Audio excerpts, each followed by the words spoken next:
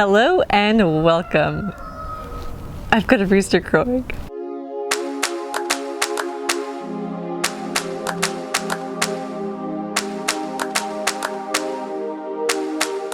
It's been a while. We were gone for a week in Montana and we've had about a week since then to get back in the swing of things, and there's been some extra rest and trying to just get back into routine. It's been really good. We had a really good time out there. We have two new additions here. We have two cats that showed up, one on Sunday and one on Monday, and we have no idea where they came from. Two girls, and they're just kind of hanging around, so we're kind of adopting them, I guess. So I never thought I'd be like a cat person. We never really had cats growing up, but I actually really enjoy them and the boys are having so much fun with them. I'm hoping to keep the rabbits away from my tulips because I've been having some trouble with rabbits munching on my tulips. So we'll see. They don't really seem to be like big hunters, but we'll see how they do. Hopefully they at least like scare them away, you know. We'll hope. The daffodils are growing and I'm seeing my first buds, so that's really exciting. And the tulips, they're, you know, a couple inches high. Some of them are a little bit different. I have quite a few different varieties, so it's just exciting to see things coming to life. And it feels like this always, you know, such a long stretched out process, but it feels like it's finally happening. I have all my seedling grow lights set on timers, so I just had those set while I was gone, and then my mom came over one time about midway through the week and watered them.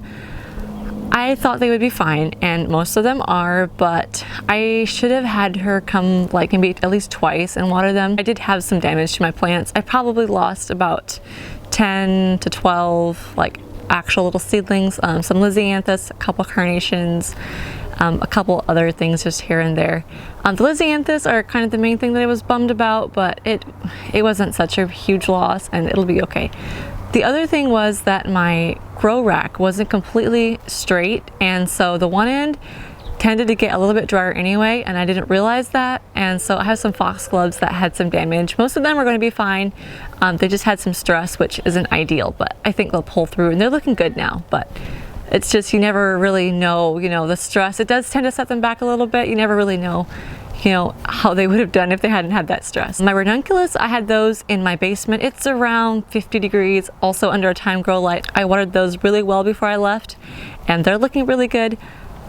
I had a scare last night. This morning when I woke up, we had a really hard frost, and my ranunculus, they had like frost all over them. The temperature was 27 degrees at about 8 o'clock, and Aaron said it was about 28 when he had woken up several hours earlier. And so it had just dropped down to 27. I've had them out in 28-degree weather before, and they've been okay. So they're just outside my back door. So I actually came out. They had some frost on them, but I just brought my spray bottle out and I just watered them down really well. The sun came out just a little after that, and they have warmed up and they look really good. I'm not seeing any damage on them at all, actually. So I'm pretty happy about that. I was genuinely kind of scared because if you've ever seen like leaves where they're just a bit crispy with cold, it's kind of scary as a growers. I also just planted my anemones about 2 days ago, and I'm planting those in week 12 here in northern Indiana in zone 5B. I feel like it's late, but I'm growing my ranunculus like pretty earlier than most people would recommend.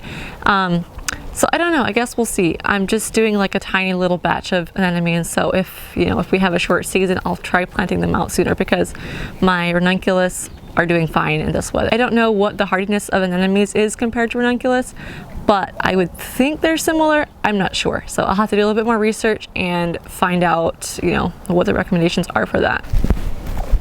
This might be a little bright, but this here is Bella. She's the one that showed up on Sunday. They seem like really friendly. This one especially, Bella. She's extra friendly and seems to really enjoy being around people.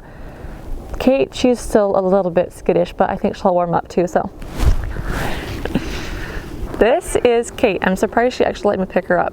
She's okay with, if I call her, she'll come, but she's still a little bit scared of loud noises, and if the boys are like a little bit noisy or yelling or anything, she'll run off. So yeah, kind of excited about them. They're really pretty cats, and like I said, hopefully they'll help with the rabbits. Good girl. So I'm going to show you my seedlings now and just give you a tiny bit of an update on where everything's at. I fertilized for the first time the day after we got back from Montana, and I should probably have been fertilizing before then. I didn't. So I have all my seeds planted now, and the only seeds that I'll need to plant yet are if I'm doing any successions. I haven't quite decided on that. I'm not quite sure if I'm going to do successions or not. I haven't in past years. One thing that I would like to have some successions of maybe is the queen lime zinnias. I love those, and they're amazing. And also maybe some cosmos. We'll see if I end up doing that or not. I usually do like a mass germination tray kind of sowing, and then I'll pluck them out and plant them into individual cells after that. I don't know if I'll always do that. It's just a method that I like, and it works well for me, so that's what I do. Try to have all my tiny seedlings in cell trays. That way I'd be able to water them better. I did have some snapdragons that were in my germination channel trays, and I had quite a few that dried up. And I had used the last of my seed packets. I need to check again. I might have some seeds that hadn't germinated yet that are now coming up and surviving, but I'm not sure. So let's go see.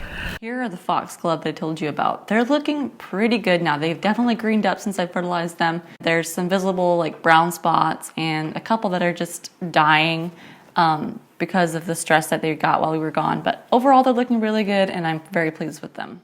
This is me later. I totally forgot to sign off. Thank you so much for watching today's video. I really hope you enjoyed this update.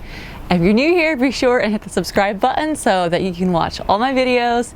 And I really look forward to seeing you next time. Thanks so much for watching. Bye.